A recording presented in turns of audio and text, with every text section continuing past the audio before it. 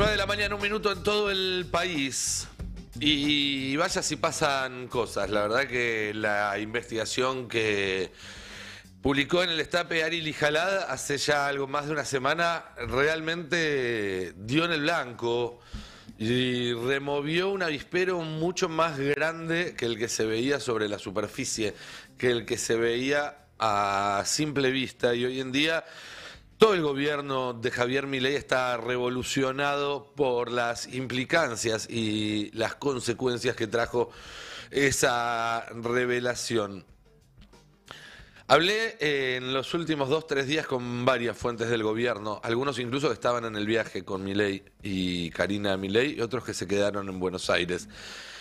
Y hay un dato, un factor del cual se puede ir empezando a tirar para entender de qué se trata esta trama.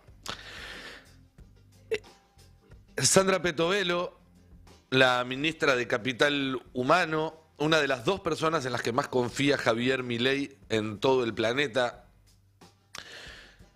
y pieza clave de este gobierno, tiene pánico de ir presa. No es la primera vez que varios medios reportan que la ministra de Capital Humano sufre en el marco del ejercicio de su función crisis de angustia, de llanto, amenazas de renuncias. Es algo que viene contándose, porque así sucede desde por lo menos principios de febrero, pero se agravó enormemente en los últimos días. No solamente por la mala praxis en lo que hace a la gestión de alimentos y la no entrega de estos 6 millones de kilos de alimentos que descubrió el Destape y que finalmente, al parecer, van a terminar entregándose gracias a esa labor periodística, sino que a partir de que se puso el foco en eso, se fue destapando una olla muy grave, y hoy en día ya hay investigaciones y denuncias que hablan de cajas paralelas con sobresueldos en su ministerio, expedientes donde aparece la firma de la ministra Petovelo, caso de corrupción gravísimo, gravísimo, y denuncias todavía más graves que se sucedieron en las últimas horas en varios medios de comunicación sobre aprietes y amenazas, culatas armados que encierran a funcionarios durante horas y a punta de pistola tratan de forzar confesiones y denuncias de corrupción que permitan endilgarle a un chivo expiatorio todos los problemas. Y además de eso, una vez que se repartan los alimentos que están hoy en día en los balcones y con todos los ojos del país puestos sobre ella, va a tener que implementar un programa de compras, porque no se trata solamente de repartir lo que ahora hay, sino de volver a hacer circular esa rueda. Esto es algo que Ari explicó varias veces esta semana. Había 5 millones de kilos de alimentos porque es el stock permanente que hay, pero cuando el gobierno funciona con normalidad, de esos 5 millones de kilos, todos los días, todas las semanas, entran y salen cientos de miles o algunos millones de kilos y se van reponiendo, porque justamente son alimentos, son perecederos, no los podés tener para siempre, pero además porque están ahí, porque existe una demanda de más de 10 millones de personas que requieren la asistencia alimenticia en la Argentina y que si no, no comen. 10 millones de personas que este gobierno está dispuesta a dejar morir de hambre, lo dijo el propio Milei esta semana, pero que más allá de su voluntad o de su justificación ideológica, a esta altura del partido les va a resultar difícil seguir eludiendo esa responsabilidad. Una vez que ya mintieron, dijeron que esos alimentos no estaban, después aparecieron, dijeron que esos alimentos no estaban en buen estado, se demostró que sí, dijeron que esos alimentos eran para una emergencia, quedó claro que no repartieron durante las emergencias y que se estaban por vencer y que finalmente van a tener que, como se supone que va a suceder en los próximos días, hacerlos llegar a todos los comedores, Bueno, la presión para que esa rueda siga andando va a ser muy grande y la propia Petovelo es quien siente sobre sus hombros esa presión de tener que poner en marcha un sistema complejísimo. Imagínense que alimentar 10 millones de personas no es algo sencillo, por eso el Estado no es para improvisados, por eso el Estado no es para gente que de un día para el otro se le ocurre hacer un partido y presentarse elecciones, sino que es para gente que tiene experiencia y puede montar este tipo de estructuras y de sistemas complejos y delicados de los que depende el bienestar y la vida de millones de argentinos. Esa falta de experiencia que aparece en la figura de Petovelo, pero se repite en muchos otros funcionarios de este Estado, que hace que no tenga el cuero grueso. Claro, Petovelo, más allá de sus aptitudes personales, que no me corresponde a mí analizar, ni su situación psicológica y su capacidad mental para estar al frente de la responsabilidad que tiene, pero es alguien que se bajó literalmente del ala delta para llegar al frente de probablemente el ministerio más voluminoso de esta gestión, porque tiene 4 ministerios bajo su órbita y son los ministerios además de los que depende el vínculo entre el Estado y el individuo, ¿sí? El Ministerio de Salud, perdón, salud no, pero sí educación, sí desarrollo social, sí trabajo. Y Petovelo, a diferencia de un funcionario que quizás lleva 20 años en política y que hizo una carrera y que fue director de un área en una municipalidad y luego quizás tuvo algún cargo en alguna provincia, o que fue concejal, o que fue diputado, o que fue intendente, y que llega con el cuero grueso a un ministerio con las urgencias y las exigencias como tiene el ministerio que ahora llaman de Capital Humano. Bueno, ella no. Y por eso, ante la menor presión, como sucedió esta semana, vuelven a estallar estas crisis y estos ataques de pánico de una persona que siente que en cualquier momento, si empiezan a poner la lupa sobre lo que se hizo o se dejó de hacer, puede terminar sus días entre rejas. Ella no tiene la piel preparada para esa clase de presión, y esto es algo que dicen personas que trabajan muy, muy cerca de los Milei y de la propia Petovelo. Tanto es así que, según me cuentan, durante el viaje de Javier Milei a Silicon Valley, entre selfie y selfie, con Sam Altman, con Tim Cook, con Mark Zuckerberg, varias veces el presidente tuvo que interrumpir su actividad para contener personalmente a Petovelo, que quería renunciar, que quería dejar el cargo.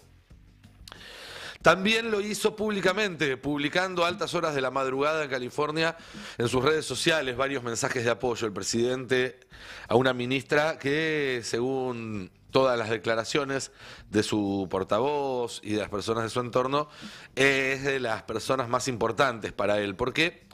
Porque, y esto es algo que también sabemos desde hace varios meses, Petovelo junto con Karina Milei son las dos mujeres que contienen en lo personal y en lo anímico y en lo psicológico al presidente.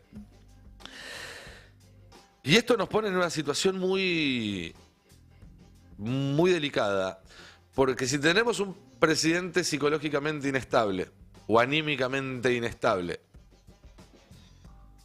que depende su bienestar personal de esta persona, Sandra Petovelo, que también aparece como sumamente inestable y cuya estabilidad depende del presidente, ahí hay una retroalimentación que el día que falle, bueno, se puede ir todo muy al carajo, con perdón del tecnicismo. Y en este contexto empieza a aparecer esta pregunta: ¿quién gobierna la Argentina? Porque Milei no solamente está buena parte del tiempo viajando por el mundo, dedicándose a su carrera de líder mundial y superestrella de la ultraderecha global, y el resto del tiempo pelotudeando en las redes.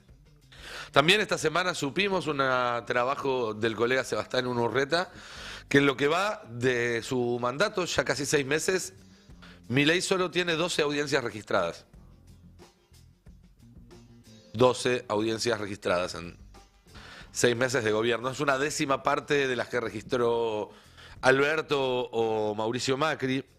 Y si bien esto de alguna manera puede deberse al subregistro, es decir, a que Milei tiene reuniones que no declara, lo cual es absolutamente ilegal, pero lo hizo durante toda su estadía en el Hotel Libertador, ¿se acuerdan?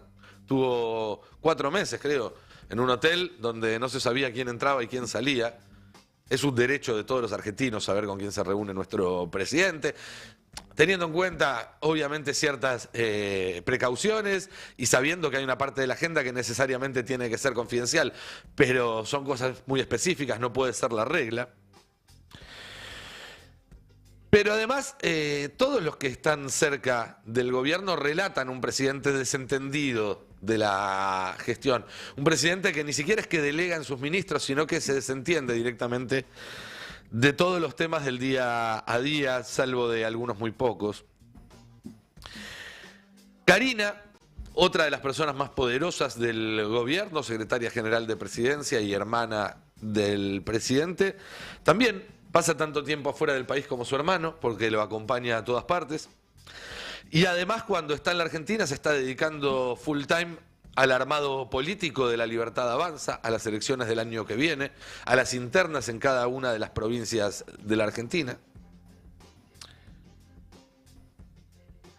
Aparece entonces ahí la figura de Santiago Caputo, que esta semana, después de la salida de Pose, tomó el control de la AFI, que finalmente va a utilizarse como él pretendía para financiar trolls en las redes sociales, entre otras tareas, por supuesto, y que se paseó en su rol de comisario político esta semana, según relataron varios medios, por la Casa Rosada, en ausencia de Milei, el presidente, y de Karina Milei, que estaban de viaje, utilizando un pin con el símbolo, el broche de la mano del rey, de la serie Game of Thrones, Juego de Tronos, la mano del rey, para quien no vio la serie, era la mano derecha del justamente monarca del rey, el único capacitado para tomar decisiones en su lugar, en su ausencia.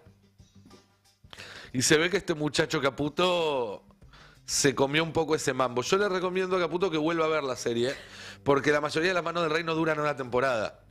Terminan mal. No quiero entrar en detalles para no spoilear, pero terminan mal. Lo cierto es que se apareció en la oposición, entre los gobernadores y los diputados y senadores de esos bloques que les gusta negociar con el gobierno, cierta expectativa para que el poder lo tenga, o de que el poder lo va a empezar a tener Guillermo Francos. Pero hay dos cuestiones, o varias cuestiones sobre esto, más allá de que Francos llegó y le dio una impronta diferente a la jefatura de gabinete en las primeras horas. Me acuerdo cuando Mansur llegó a la jefatura de gabinete y todo el mundo decía, no, ahora sí, está desde temprano en la Casa Rosada, vas a ver cómo arranca esto. Le duró 72 horas el envión. Hay que ver si a Franco le dura un poco más que eso. Pero además, Francos, por un lado, está abocado por ahora 24/7 a la negociación en el Congreso para sacar la ley de bases. Esto es interesante porque se notan los estilos. Francos en enero ya encabezó esa negociación, no sé si se acuerdan, la primera vez que se discutió en la Cámara de Diputados. Y hacía lo mismo que hizo esta semana, que fue decir, bueno, firmemos el dictamen y después vamos resolviendo sobre la marcha, patear para adelante las diferencias para tener pequeñas victorias tácticas que mostrar todos los días en los portales, decir, bueno, aparecieron las firmas, bueno, va a haber sesión, con el riesgo de que pase como ya pasó efectivamente en enero, que el día de la sesión no esté efectivamente el consenso para aprobar los capítulos clave en particular, porque además en el Senado se va a votar artículo por artículo, como esa primera vuelta en diputados, y no por capítulo como hicieron en la segunda pasada por diputados, para no meterse justamente en esos detalles que son los más complicados. En ese sentido, Pose era lo opuesto. Pose, hasta no tener todo abrochado, no avanzaba. Y por eso es que se demoraba y se demoraba y se demoraba y se demoraba la sesión. Bueno, hay que ver si esta vez a Francos le funcionó. En enero no le funcionó. A lo mejor esta vez la fuga hacia adelante sí. Pero además de que está abocado exclusivamente a eso en este momento, y el resto de la gestión no aparece en su agenda, Si uno lee las distintas notas que salieron esta semana y que dan cuenta del ascenso de Francos a la jefatura de gabinete, hay varias que repiten una misma descripción, que probablemente tiene que ver con alguna fuente que lo anduvo diciendo. Las fuentes en general hablan con más de un periodista y entonces cuando vos lees que varios periodistas de distintos medios usan una misma imagen, una misma figura retórica, en general es porque hablan con las mismas personas. Y esa figura retórica que apareció esta semana es que Francos es lo opuesto a Milei, te decían. Milei es una persona absolutamente ideológica y Francos es un tipo capaz de negociar absolutamente cualquier cosa. Es un pragmático, es un tipo que habla con todo el mundo, que tiene el teléfono abierto todo el tiempo, a diferencia de Milei que se encierra y no habla con nadie. Bueno, en primer lugar hay que ver qué pasa con esa relación de dos tan opuestos. Hasta dónde Milei se desentiende absolutamente de la gestión y lo deja a Francos hacer, o si en algún momento para la pelota y dice, a ver, contame qué estás haciendo, y empieza a decir esto sí, esto no, esto sí, esto no, que es lo que le sucedió durante la negociación en enero y a principios de febrero, en la cual Francos llegaba a acuerdos, a compromisos y después era desautorizado por Milei o por Karina. Pero hagamos de cuenta, por un instante y solo para continuar con esta hipótesis, que Milei en serio se dio cuenta de que no podía seguir gobernando de esta forma y decide delegarle todas las decisiones de gobierno a Francos y él dedicarse a viajar por el mundo y dar conferencias para el club de fans de Santiago Abascal. Con todo el respeto del mundo, Francos no es Corach, Francos no es el Coti Nocilia. Francos es un tipo que a sus 60 y pico de años, después de ser toda la vida un burócrata gris que flotó bajito en las terceras y cuartas líneas de la política, se sacó la sortija en la calecita y tuvo la chance de su vida. Es decir, a lo mejor nos sorprende a todos y se revela como un Maquiavelo contemporáneo capaz de ordenar todo este quilombo. Pero también está la chance de que no pueda llevar el barco a buen puerto, de que no tenga la capacidad política para hacerlo. Realmente es un quilombo lo que le está tocando gobernar. Un poco por lo que había de antes y otro poco por todos los quilombos que se metieron encima en los primeros 6 meses de gobierno y otro poco por las internas, porque se está agotando la paciencia de un montón de gente que apostó por este gobierno. Bueno, realmente no es sencillo el trabajo que le toca e insisto, no es una persona que a priori tenga un currículum que vos digas, lo sentás en el banco y el equipo sale tocando y jugando en 2 partidos y te gana todos los partidos por goleada. No, es un director técnico con una trayectoria de mitad de tabla de las categorías de ascenso que de repente lo llamaron para dirigir un grande en un torneo importante. Hay que ver cuánto dura. Lo cierto es que en el medio de todo este quilombo, en el cual nadie está atento a la gestión del día a día, a los detalles que hacen que el país funcione, porque Milei se la pasa viajando y tuiteando y no le interesan esas cosas, porque Karina está dedicada al armado político, porque Santiago Caputo se dedica más también al trazo grueso, pero desprecia al Estado y como tal desprecia las obligaciones que el Estado tiene, porque Francos se está dedicando 100% al Congreso, mientras tanto hay un país desgobernado y ese desgobierno se ve, porque el país está cayendo a pedazos. Las consecuencias se están viendo a diario, diría yo. Todos los días, como pasó esta semana con el tema del gas, que lo que hubo fue una sucesión de actos de desgobierno que terminaron interrumpiendo el suministro de gas para la industria. No es un tema de plata, porque Milei le está haciendo perder una cantidad enorme de plata a la Argentina. Me hubiera gustado, ¿se acuerdan?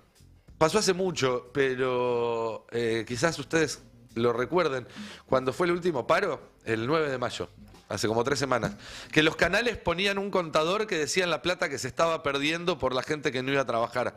Hubiera sido buenísimo que esta semana los canales tuvieran el contador contando la plata que perdió el país por tener toda la industria frenada 24 horas, porque hubo una sucesión de decisiones gubernamentales, por la positiva, por la negativa, que nos dejaron sin gas. La cuenta hubiera dado bastante más alta que la del día del paro. Por no hablar de los 600 palos que hubo que pagarle a los barcos de GNL, por no haber hecho una inversión de 40 palos para duplicar la capacidad del gasoducto.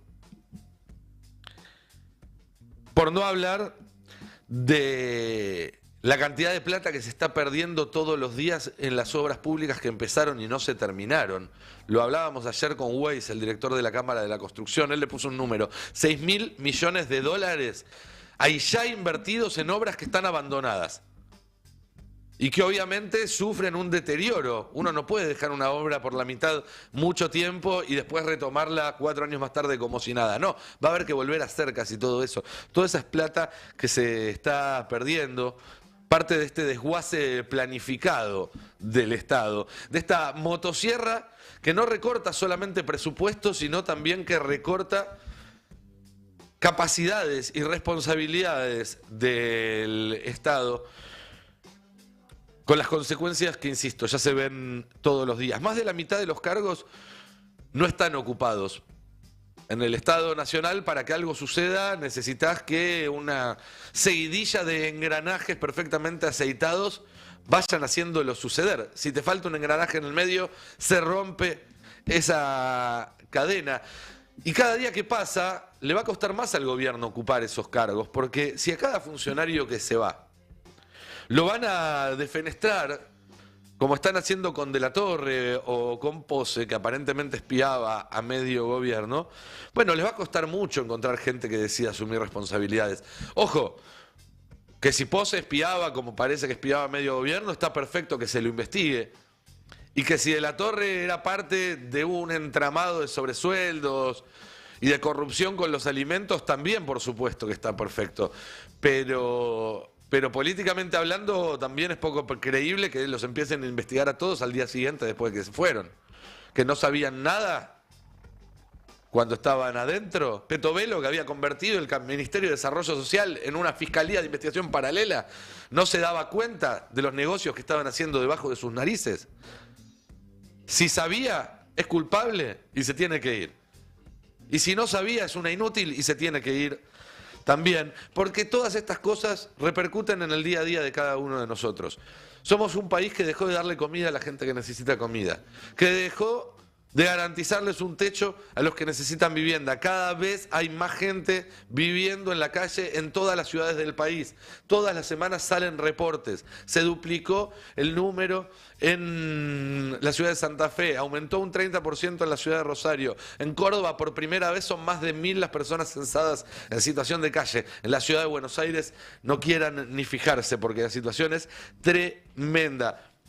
Tampoco pueden garantizar la energía. Tampoco pueden garantizar la capilaridad territorial del Estado. Esta semana se viralizó la imagen de un tipo que despidieron del correo en una localidad en Patagonia, no quiero decir mal el nombre para no equivocarme, que era el único empleado y esa oficina del correo cerró. Eso está pasando en todo el país. Y eso, por ejemplo, ¿saben lo que significa? Que hay jubilados que van a tener que ir todos los meses a hacer cientos de kilómetros de ida y de vuelta para ir a cobrar su jubilación porque la recibían a través de esa casilla de correo, que era quizás lo único que unía algunos pueblos con el resto del país, lo único que los hacía sentirse integrados al resto del país. Hay una situación con la Ruta 3, la comentamos acá la semana pasada. La Ruta 3 es la que une desde Buenos Aires hacia el sur, la Argentina, y es por la que transitan buena parte de la producción que viaja a la Patagonia. Cuando había algún corte de ruta en la Ruta 3, por ejemplo, por alguna protesta, en Tierra del Fuego, en el sur de Santa Cruz, podían pasar días o semanas sin que llegaran frutas o verduras frescas. Y esa ruta está abandonada y se hizo un socavón, y si llega a romperse, va a quedar aislado el país. El intendente de Cañadón Seco lo advirtió y desde Vialidad lo único que hicieron fue mandar unos camiones de tierra para apisonar un poco el agujero y que no se note, pero no hay un trabajo estructural para evitar que esa ruta aísle al país. Y además por abajo de esa ruta pasa el cable de fibra óptica, con lo cual también corre riesgo la conectividad digital de dos provincias argentinas. Y sobre eso están discutiendo un proyecto de ley que permitiría reventar aerolíneas. ¿Se imaginan lo que podría llegar a pasar en Santa Cruz, en Tierra del Fuego, si se corta la ruta 3, se corta el caño de fibra óptica y además no hay vuelos porque la empresa que compra aerolíneas decide que es poco económico volar a Río Gallegos o volar a Tierra del Fuego? Estamos hablando de una locura, ¿sí? Estamos hablando de un país que no tiene un proyecto para sí mismo. Esta semana denunciaron el cierre de la terapia intensiva del Hospital Durán, en plena ciudad de Buenos Aires, que es el distrito más rico del país. Imagínense qué le queda al resto. También esta semana empezaron a quebrar las prepagas más pequeñas. Ya hay afiliados de empresas prepagas que recibieron un telegrama avisándoles que quebró la empresa y que no tienen cobertura. Con un agregado, que es que el DNU, que sigue vigente, establece en una de las normas de la parte de desregulación del sistema de salud que cuando sucede una cosa así no existe ninguna obligación por parte del Estado de proveerle una salida a esos pacientes. Y cuando son pacientes de edad avanzada o con condiciones de salud complicadas, no son aceptados en ninguna otra prepaga. Entonces, la prepaga a la que vos aportaste toda tu vida quebró y no hay ninguna otra que te acepte. Quedás a la buena de Dios. Eso está pasando ahora en la Argentina. Todos los días hay una noticia en el mismo sentido. Y mientras tanto, los senadores y los diputados que están negociando, pichuleando, 2 puntitos más de coparticipación de esto, 3 puntitos más de retenciones de lo otro, a cambio de acompañar la ley de bases, o que se hacen los boludos y no rechazan el DNU, que ya lleva en vigencia medio año. Bueno, van a ser cómplices de este proceso, porque no puede ser que tomen decisiones pensando en su propia carrera política o en salvarle las papas al gobernador de turno y no tengan en la cabeza una idea de un país en conjunto, de algo que tenemos todos en común. No podés, macho, aprobar el RIGI porque te dieron 5 nombramientos en 2 oficinas del ANSES. Porque no tenés ningún tipo de idea de proyecto en común con la gente que te rodea en ese caso. Y cuando no tenés ningún tipo de proyecto en común con la gente que te rodea, cuando la gente que nos rodea a todos, que sale todos los días a trabajar, ve que los políticos están mirando otra cosa, bueno, ahí es cuando las propuestas de Milei, esas de la gente que cuando se muera de hambre algo va a hacer, se tornan peligrosas. Ahí es cuando decimos, miren que si esto termina mal, no van a venir a buscarnos a los peronistas, ¿eh? Van a ir por otra opción que a lo mejor es todavía peor que Milei. Porque pasa algo. El otro día lo escuchaba a Nacho Levi, con esto quiero ir redondeando, que hablaba con Ari Lijalada acá en el Destape y decía que todos se preguntan cuándo llega la crisis, y la crisis ya llegó, que todavía no esté en la tapa de los diarios, que no haya explotado por una corrida bancaria, no significa que para la gran mayoría de los 47 millones de argentinos y de argentinas, la crisis ya llegó, que todos los días se despiertan preguntándose cómo van a ser, porque si no son ellos los que perdieron el trabajo, fue la pareja, fue un hermano, fue un hijo, fue un padre, porque si no son ellos a los que no les alcanza para vivir, son tus viejos que se quedaron cortos con la jubilación y entonces tenés que sacar unos mangos del bolsillo, que ya viene bastante flojo, para ayudarlos. Porque si no son ellos los que se quedaron sin casa porque se les venció el contrato de alquiler y les piden el cuádruple para volver a entrar, entonces es un familiar o un amigo al que le tenés que hacer un lugar en el living. La Argentina ya está en crisis y el sistema político sigue actuando como si hubiera total normalidad, negociando leyes como si estuvieran en situación de normalidad, saliendo a declarar como si estuvieran en situación de normalidad, sacándose fotos para Instagram como si estuvieran en situación de normalidad, cuando la verdad es que estamos en una emergencia porque nos gobierna un tipo que dice que es anarcocapitalista. Y con todo lo que está pasando nos damos cuenta qué significa anarcocapitalismo. Significa no sé hacerlo ni me importa. Significa no tengo los mecanismos para hacer que el Estado funcione y no los voy a tener porque no me interesa, porque mi idea es que el Estado tiene que dejar de funcionar. Es una combinación inédita de crueldad e ineptitud a la que nunca habíamos sido sometidos. Hay un ejemplo excelente de esto último, de la falta absoluta de conexión entre este gobierno con los deberes y procedimientos que implican gobernar un país, que tiene que ver con la causa por el tema de los alimentos. Ayer vencía el plazo para que el Ministerio de Capital Humano desarrollara, le mandara al juez Casanelo, que es el que interviene en la causa por los alimentos, un plan sobre cómo se iban a repartir.